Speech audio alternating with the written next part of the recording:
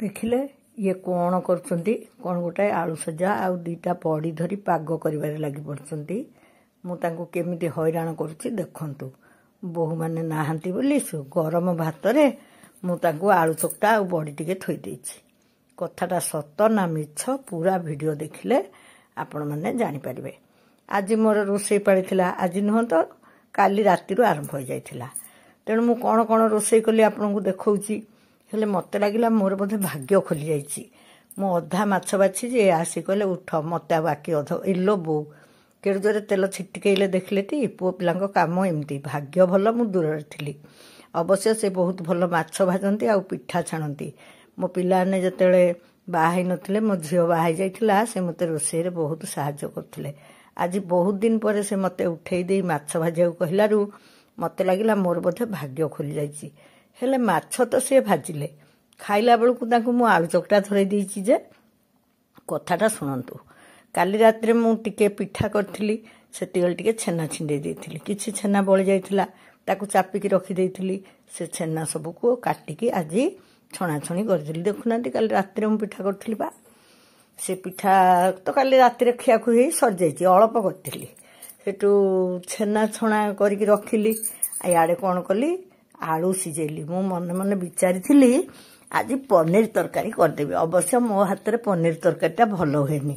ମୁଁ ସେ ଆଳୁ ଦମ ଭଳିଆ କରିକି ତା ଦେହରେ ଛଣା ପନିରକୁ ପକେଇଦିଏ। ଆଙ୍କୁ ବୋଧେ ଭଲ ଲାଗେନି। ହେଲେ ମାଛ ବି ତ ଭଜା ହେଇଥିଲା। ମୋ ମନରେ ଭାବିଥିଲି ଯଦି ମନା କରିବେ ପନିର ଖାଇବା ପାଇଁ ତାହେଲେ କହିବି ମାଛ ଖାଇଦିଅ। ହେଲେ ପନିର ବି ଛଣା ହେଲା, ଆଳୁ ବି ସିଝିଲା, ମାଛ ବି ଭଜା ହେଲା। ହେଲେ ଇଏ ମନା କଲେ, କହିଲେ ମୁଁ ମାଛ ଭଜା ଖାଇବିନି। ମୁଁ ସତରେ ଆଜି ଭାରି ଖୁସି ହେଲି। ମୁଁ ଯେତେବେଳେ ପ୍ରଥମ ଏକାଦଶୀ ଆରମ୍ଭ କଲି, ସମସ୍ତେ କହିଥିଲେ ସ୍ୱାମୀ ସ୍ତ୍ରୀ ଉଭୟ କରିବା ଉଚିତ। କିନ୍ତୁ ମୁଁ ଜାଣିଥିଲି ମୋ ସ୍ୱାମୀ କୌଣସି ଓଷା ବ୍ରତ କରନ୍ତି ନାହିଁ କି କରିବେ ନାହିଁ। ଆଜି ଏକାଦଶୀ ହେଲେ ବି ପିଲାମାନେ ମୋର ଘରେ ନାହାନ୍ତି। ମୁଁ ଏକାଦଶୀ କରିଛି ବୋଲି ସେମାନେ ଦୌଡ଼ି ଦୌଡ଼ି ସିଆଡ଼ୁ ଆସିବେ, କ'ଣ ଟିକେ ତ ଖାଇବେ। ସେଇଥିପାଇଁ ମୁଁ ମେଞ୍ଚେ ମାଛ ଭାଜିଦେବି ଆଉ ଭାତ ପଖାଳିକି ରଖିଦେବି ବୋଲି ଭାବିଥିଲି। ଏତେ ମାଛକୁ ହଳଦୀ ଲୁଣ ଗୋଳେଇକି ଅଧା ଭାଜିଛି, ସିଏ ଆସି ବାକି ଅଧକ ଭାଜିଦେଲେ। ମୁଁ ଭାବିଲି କହିବି, ମୁଁ କହିବି ତମେ ନିଜେ ଭାଜିଲଣି ମାଛ ଖାଇଦିଅ। ସିଏ କିନ୍ତୁ ଆଜି ବଡ଼ ଆଗ୍ରହରେ କହିଲେ ନାହିଁ ମୁଁ ସିନା ଉପାସ କରିପାରିବିନି, ମୁଁ ଆଉ ଏକାଦଶୀରେ ଆଇଁଷ ଖାଇବିନି। ଏତିକିରେ ହିଁ ମୋତେ ଆଜି ବହୁତ ଖୁସି ଲାଗୁଥିଲା। ହେଲେ ପନିର ତରକାରୀ କରିବାକୁ କହିଲା ବେଳକୁ ମୋତେ କହିଲେ ମୁଁ ପନିର ତରକାରୀ ମୋତେ ଭଲ ଲାଗେନି। ମୁଁ ତାହେଲେ କ'ଣ ପରିବା ତରକାରୀ କରିଦେବି କୁହ। କହିଲେ ନାହିଁ ସବୁ ମିଶେଇ ମାସେଇ ଅଳ୍ପ ଟିକେ ଭାଜିଦିଅ, ଆଉ ମୁଁ କ୍ଷୀର ଭାତ ଆଳୁଟେ ସିଝେଇଦେବ ଚକଟିବି, ଆଉ କ୍ଷୀର ଭାତ ଖାଇବି। ମୁଁ ବି କିଛି ବାଧ୍ୟ କଲିନି ଏଇଥିପାଇଁ ଯେ ତାଙ୍କ ଦେହ ଏବେ ଟିକେ ଅସୁସ୍ଥ ହେଇଥିଲା। ସେ ସବୁ ବ୍ଲଡ଼ ଫ୍ଲଡ଼ ପରୀକ୍ଷା କରାଗଲାରୁ ତାଙ୍କର ଟିକେ ସୋଡ଼ିୟମ କମିଯାଉଛି ବୋଲି କ'ଣ ରିପୋର୍ଟରେ ଆସିଛି। ସେ କ'ଣ ହରଡ଼ ଡାଲି ଖାଇବେନି ବୋଲି ଭଲ କଥା, ତାଙ୍କୁ ତ କ୍ଷୀର ଭାତ ଭଲ, ସିଏ ଖାଆନ୍ତୁ। ମୁଁ ଇଆଡ଼େ ମାଛ ପକେଇକି ତାଙ୍କ ପାଇଁ ଟିକେ ଚାହା କରିଦେବାକୁ ବାହାରିଲା ବେଳକୁ ଦେଖିଲି ଚାହା ଛଣା ଅବସ୍ଥା ସାଂଘାତିକ। କଥାରେ କହିଛି ଯାହା ଘରେ ଡ୍ୟାସ୍ ଖଣ୍ଡ ମହାଭାରତ ତା ପୁଅ ଗଜମୂର୍ଖ। ମୋର ସଠିକ୍ ମନେ ପଡ଼ୁନି କେତେ ଖଣ୍ଡ ମହାଭାରତ, ଆପଣମାନେ ଡ୍ୟାସ୍ ପୂରଣ କରିଦେବେ। ମୁଁ ଆଗରୁ ଥରେ ଆପଣମାନଙ୍କୁ ଏଇ ଭିଡ଼ିଓ ଦେଖେଇଥିଲି।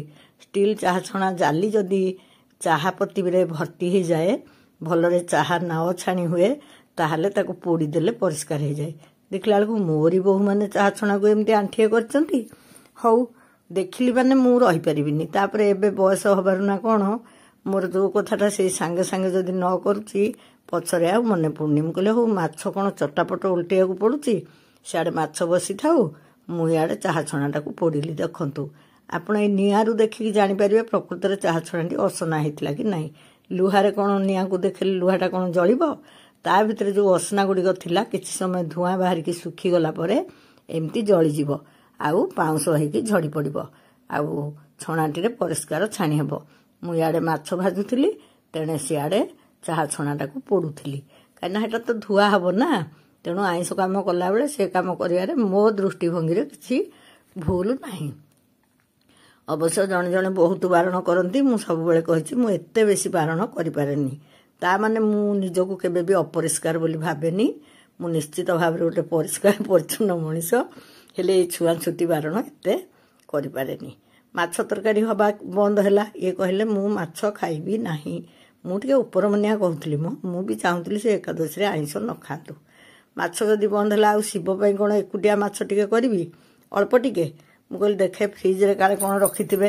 ଫ୍ରିଜ୍ରେ ଦେଖିଲା ବେଳକୁ ସତକୁ ସତ କଷା ଚିକେନ୍ ଥିଲା। ଏତେବେଳକୁ ଗୋଟେ କେଉଁଠୁ ଏ ଗର୍ଭିଣୀ ବିଲେଇଟା ଆସିଲା। ଇଏ ଆମ ଘର ବିଲେଇ ନୁହେଁ। ସେ କେମିତି ବିଲେଇ ମାନେ କେମିତି ବିଲେଇ ପ୍ରେମୀଙ୍କୁ ଚିହ୍ନନ୍ତି କେଜାଣି। ସେ ଖାଲି ମୋ ଗୋଡ଼ରେ ଘଷି ହେଇ ମୁହଁକୁ ଅନେଇ ଖାଲି ମ୍ୟାଉ ମ୍ୟାଉ ହେଲା। ଗର୍ଭିଣୀ ବିଲେଇଟା ତ ଆଉ କ'ଣ କରିବି। ତାକୁ ମୁଁ ଟିକେ କ୍ଷୀର ଦେଇଥିଲି।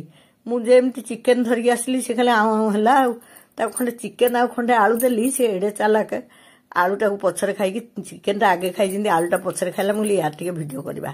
ତା ଭିଡ଼ିଓ କଲି। ଇଆଡ଼େ ଆସି କ'ଣ କଲି ଗୋଟେ ଟମାଟୋକୁ କାଟିଦେଲି ଟିକେ ତେଲ ନେଇଗଲି ତା ଦେହରେ ଟିକେ ଲୁଣ ଟିକେ ହଳଦୀ ଗୁଣ୍ଡ ଟିକେ ଲଙ୍କାଗୁଣ୍ଡ ଦେଇ ତାକୁ ଭଲିକି ଭଜାଭଜି କରି ତା ଦେହରେ ଚିକେନ୍କୁ ଢାଳି ଟିକେ ପାଣି ଦେଇ ଝୋଳ କରିଦେଲି। ନହେଲେ ସେ ଗରମ ଭାତ ଖାଇବ କେମିତି। ତା ପାଇଁ ଏଇଟା କରିକୁରା ଦେଲି। ଏତେବେଳକୁ ଦୁନିଆ ଡେରି ହେଲାଣି ଖାଇବେ ଇଏ ପୁଣି। ସେଠୁ ତାର ଚିକେନ୍ ଝୋଳ ବାଗେଇ ଦେଇକି ମୁଁ ଗଲି ମୋର ଗ୍ୟାସ୍ ଫ୍ୟାସ୍ ପୋଛାପୋଛି କରିଦେଲି। ସକାଳୁ ଆଉ କ୍ଷୀର ବସିନି। କ୍ଷୀର ବସେଇ ଦେଇକି ମୁଁ ଯିବି। ତେଣୁ ଦେଖିଲେ ତା ଚିକେନ୍ଟା ଆଜି ଭଲ ହେଇଥିବ କି ନାହିଁ ଆପଣମାନେ କୁହନ୍ତୁ ତ।